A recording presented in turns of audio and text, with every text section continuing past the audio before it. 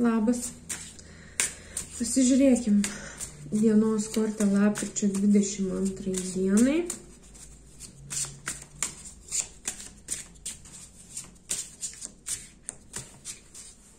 Taip, ir tai yra žvaigždė.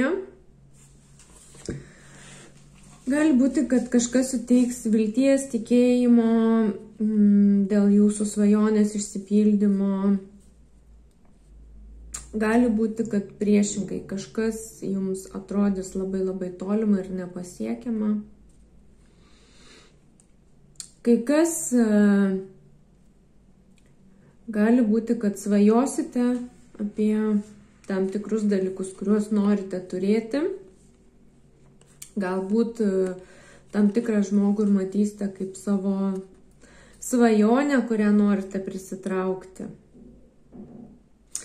Galiu iš tikrųjų gal dar kokią vieną kitą papildomą kortą ištraukti, pasižiūrėti patikslinimą, nes, kaip matote, čia tų situacijų ir interpretacijų kortos gali būti kuo įvairiausių. Čia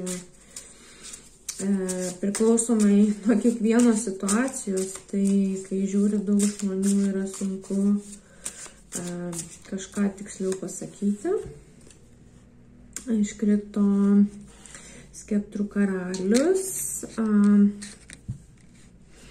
Jeigu jūs esate skeptrų karalius, tai gali būti, kad turite nusižiūrėję kažkokią moterį, kurią norite pasiekti, nusikabinti iš dangaus.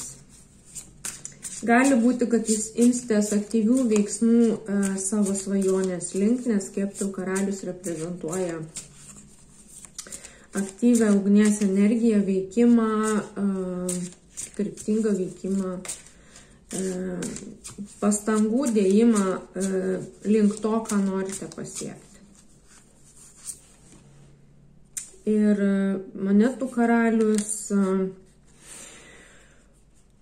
tai panašu, kad tiesiog ir iškrito dar ir skeptrų karalienė. Tai gali būti, kad tikrai yra kažkas nusižiūrėjo žmogų, kurio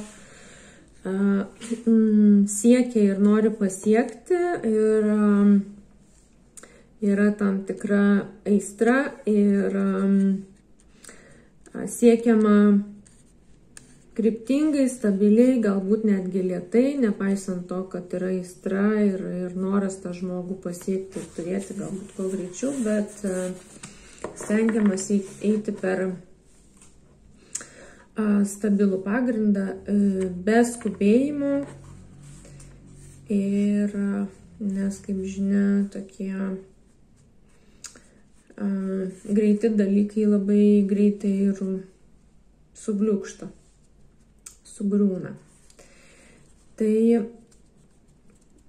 gali būti, kad ir jeigu esate skeptrų karalienė, kad tai jūs esate nusižiūrėję kažkokį žmogų, link kurio norėtumėte nueiti ir galbūt imatės kažkokių veiksmų. Taip pat, jeigu esate poroje, skeptrų karalienė ir skeptrų karalius, tai panašu, kad kartu nuosekliai dirbate dėl kažkokio tikslo įgyvendinimo. Čia gali būti netgi ir kolektyvas, 3 žmonės dirbantys kažkokio tikslo vardan. Žodžiu, ištraukiau daugiau kortų, kad patikslinti situaciją, bet tų situacijų vis vien čia gali būti tikrai įvairių ir jūs turite atpažinti, kuri situacija yra jūsų. Tai, žodžiu, diena tokia, kad aktyviai sieksite savo svajonės. Ar dirbsite kažkokio tikslo labai pasiekti. Tai va, tai gražios dienos, įsiplečiau šiandien truputėlį, norėjusi patikslinti, nežinau, kiek pasisekė tą padaryti, bet sužinojote. Ten daugiau variantų ir tie, kurie netinka, tai savo prievartą ir netempkite.